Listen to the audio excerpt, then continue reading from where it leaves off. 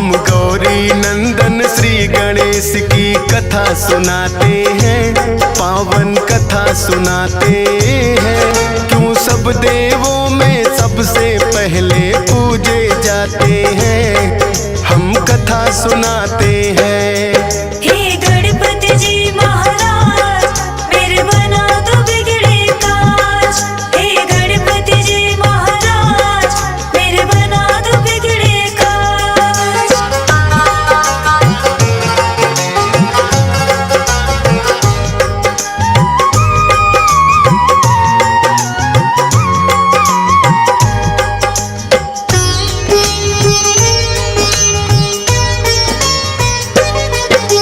कैसे जन्म हुआ गणपति का पहले तुम्हें बताएं, गौरा कक्ष में शिव गण तो जब तब आ ही जाए। एक दिन गौरा माता गई थी करने को स्नान, बोली नंदी को रखना तुम द्वार पे अपना ध्यान। महलों के भीतर कोई भी आने ना पाए, स्नान ध्यान मेरा जब तक पूरा ना हो जाए। हाथ जोड़ कर नंदी ने कहा जैसा माँ आदेश, लेकिन भोलेनाथ आ गए करने को परवेश। भोलेनाथ को नंदी लेकिन रोक न पाते हैं, पावन कथा सुनाते हैं। क्यों सब देवों में सबसे पहले पूजे जाते हैं, हम कथा सुनाते हैं। हे गणपति जी महाराज मेरे बना दो बिगड़े काज। हे गणपति जी महाराज मेरे बना दो बिगड़े काज।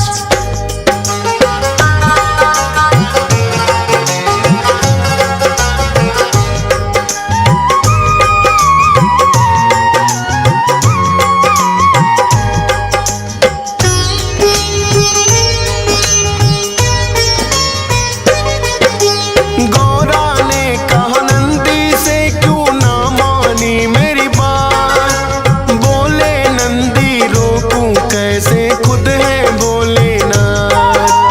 मन में गौरा माँ के तो है एक विचार आया, अपने उबटन से माने है पुतला एक बनाया। मंत्र शक्ति से पुतले में फूंक दिए हैं प्राण, शुभ मुहूर्त में माँ गौरा ने रखा गणेश है नाम। बोली माँ के आज्ञाकारी बनकर तुम रहना, है मेरा विश्वास मेरा तुम मानोगे कहना। हाथ जोड़ वो माँ गौरा को शीश नवाते हैं, पावन कथा सुनाते हैं। क्यों सब देवों में सबसे पहले पूजे जाते हैं, हम कथा सुनाते हैं। हे गणपति जी महाराज मेरे बना दो बिगड़े काज। हे गणपति जी महाराज मेरे बना दो बिगड़े काज।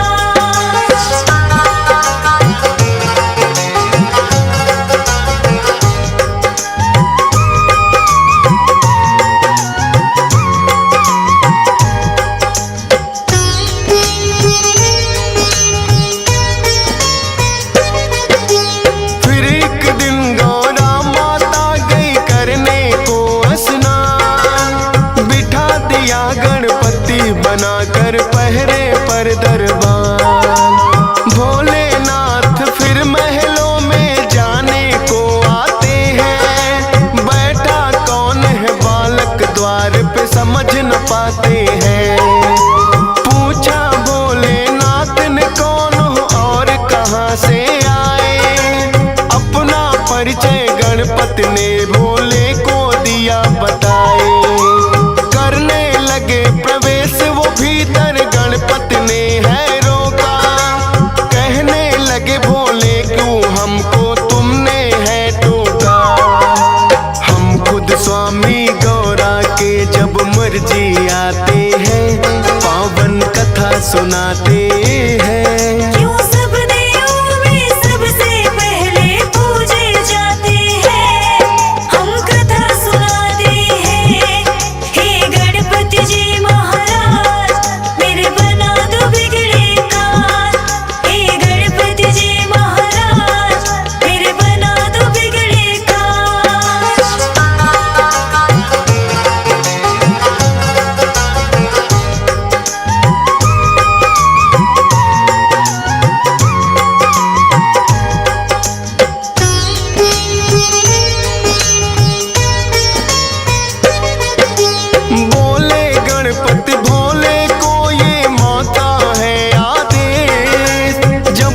नहीं कहे माता ना आप करे प्रवेश। है विनती मेरी कि वापस आप लौट जाओ। नंदी से कहने लगे भोले इसको जरा हटाओ। नंदी ने भी गणपति को है बार बार समझाया, माने नहीं वो फिर नंदी ने बल प्रयोग दिखाया। बड़े ही बलशाली है गणपति नंदी हारे हैं, फिर तो शिवगण उन्हें हटाने आ गए सारे हैं। सब मिल कर के भी गणपति को हटा न पाते हैं, पावन कथा सुनाते हैं। क्यों सब देवों में सबसे पहले पूजे जाते हैं, हम कथा सुनाते हैं। हे गणपति जी महाराज मेरे बना दो बिगड़े काज। हे गणपति जी महाराज मेरे बना दो बिगड़े काज।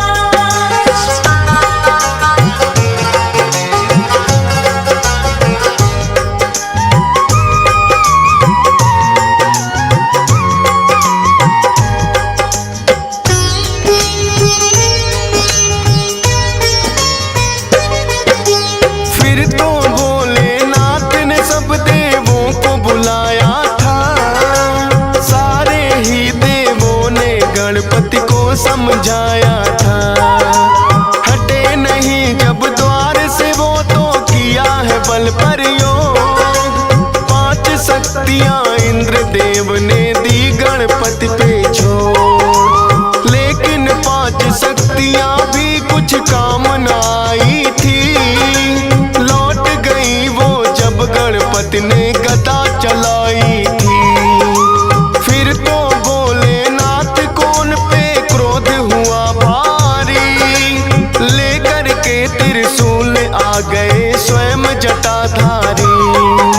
क्रोध में भर भोले अपना त्रिशूल चलाते हैं, पावन कथा सुनाते हैं। क्यों सब देवों में सबसे पहले पूजे जाते हैं, हम कथा सुनाते हैं। हे गणपति जी महाराज मेरे बना दो बिगड़े काज। हे गणपति जी महाराज मेरे बना दो बिगड़े काज।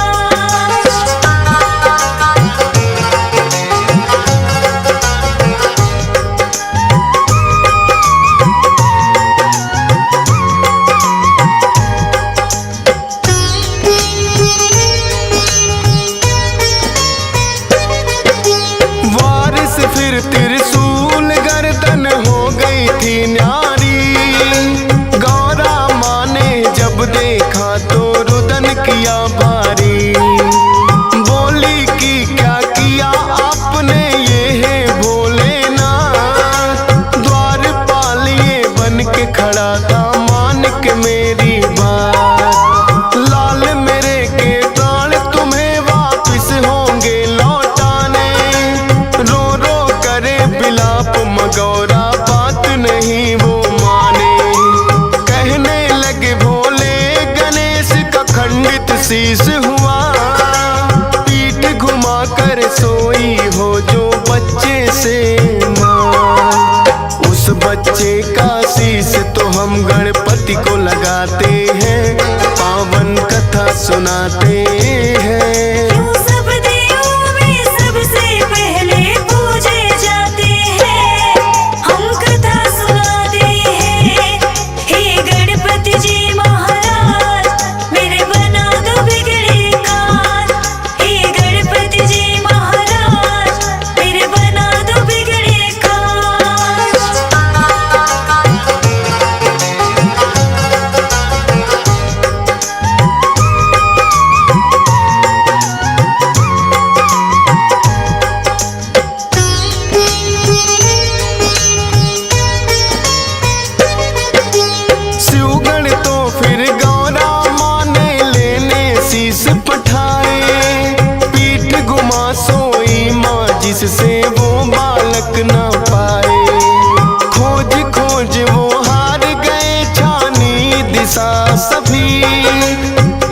हथनी आई नजर थी उन सबको तो तभी हथनी के बच्चे की गर्दन वो तो ले आए। भोलेनाथ ने वो गर्दन गणपति को है लगाए। लगी जो गज की गर्दन वो जिंदा हो जाते हैं। सबसे पहले माता पिता को शीश झुकाते हैं। इसीलिए तो गजानन भी ये कहलाते हैं, पावन कथा सुनाते हैं। क्यों सब देवों में सबसे पहले पूजे जाते हैं, हम कथा सुनाते हैं। हे गणपति जी महाराज मेरे बना दो बिगड़े काज। हे गणपति जी महाराज मेरे बना दो बिगड़े काज।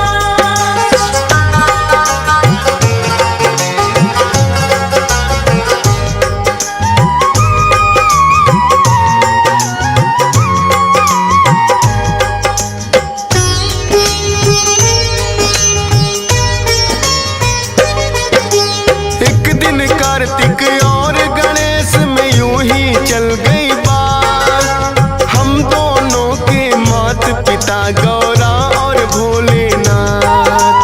कार्तिक बोले मैं हूँ बड़ा और तुम छोटे हमसे, फिर भी माने क्यों जाते हो उत्तम तुम सबसे। पूछने इसी बात को वो ब्रह्मा के पास आए, किंतु उत्तर ब्रह्मा जी उन्हें ना दे पाए। विष्णु जी शायद कर सकते इसका तो समाधान। बोले ब्रह्मा विष्णु जी को मुझसे ज्यादा ज्ञान। विष्णु जी की शरण में फिर तो दोनों आते हैं, पावन कथा सुनाते हैं। क्यों सब देवों में सबसे पहले पूजे जाते हैं, हम कथा सुनाते हैं। हे गणपति जी महाराज मेरे बना दो बिगड़े काज। हे गणपति जी महाराज मेरे बना दो बिगड़े काज।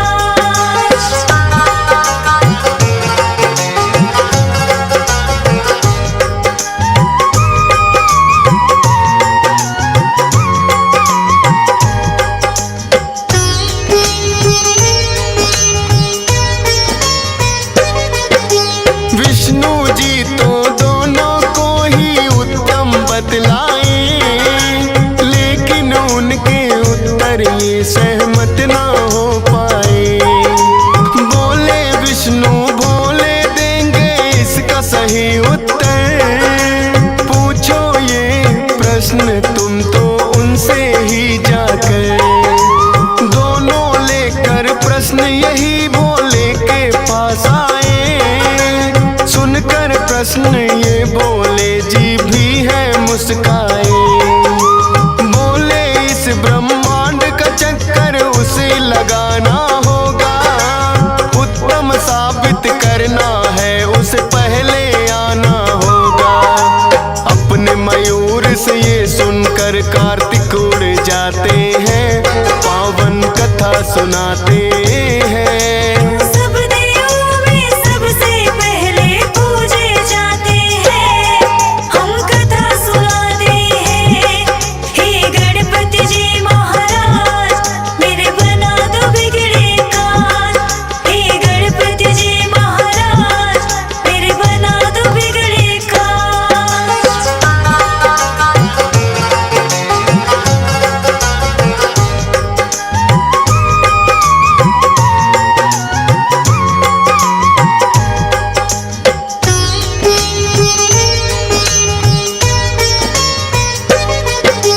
उड़े जो कार्तिक तो गणेश भी मन में मुस्काए। मूसक से तो पीछा मोर का किया नहीं जाए। अपने बुद्धि बल का फिर तो है प्रयोग किया। माता पिता का ही चक्कर गणपति ने लगा दिया। आपके ही चरणों में मेरी सारी सृष्टि है। लगे भोले कि तुम्हारी दूर दृष्टि है।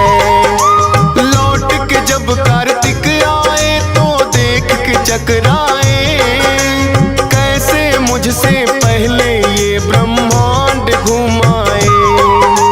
भोले जी फिर उनको किस्सा सभी बताते हैं, पावन कथा सुनाते हैं। क्यों सब देवों में सबसे पहले पूजे जाते हैं, हम कथा सुनाते हैं। हे गणपति जी महाराज मेरे बना दो बिगड़े काज। हे गणपति जी महाराज मेरे बना दो बिगड़े काज।